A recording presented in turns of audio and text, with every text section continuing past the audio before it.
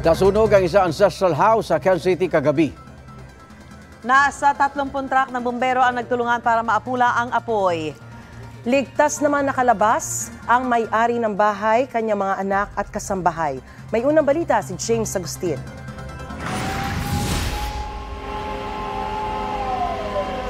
Sumiklab ang malaking sunog sa isang bahay na may 2 palapa sa Mother Ignacia Avenue, Quezon City alas 11:40 kagabi. Dahil gawa sa kahoy, mabilis na nilamon ng apoy ang bahay. Itinaas ng BFP ang unang alarma. Nasa 10 fire truck nila ang rumisponde. Dagdagang mahigit 20 fire truck ng volunteers. Nung pagbaba ko, naamoy ko na rin yung sunog. Tapos narinig ko yung kapitbahay namin na sumisigaw na sila, na sunog-sunog, ganyan.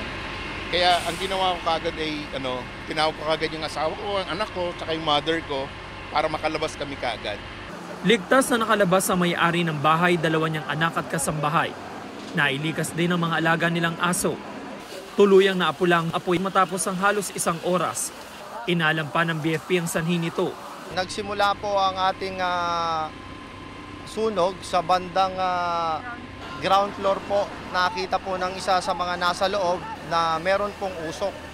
So agad-agad po, tinawag po niya yung kanyang kasambahay para ibaba po lahat ng mga bata at iba pang mga nasa loob para makalabas po agad. Medyo antik na po yung mga components po nung tahanan na yan, no? Nakakalungkot po, nasunog po ang isang ancestral house. Nadamay din sa sunog ang bahagi ng ground floor ng isa pang bahay na nasa dulo ng compound. Inaalam pa ng mga otoridad ang kabuang halaga ng pinsala. Ito ang unang balita. James Agustin para sa GMA Integrated News. Igan, mauna ka sa mga balita. Mag-subscribe sa GMA Integrated News sa YouTube.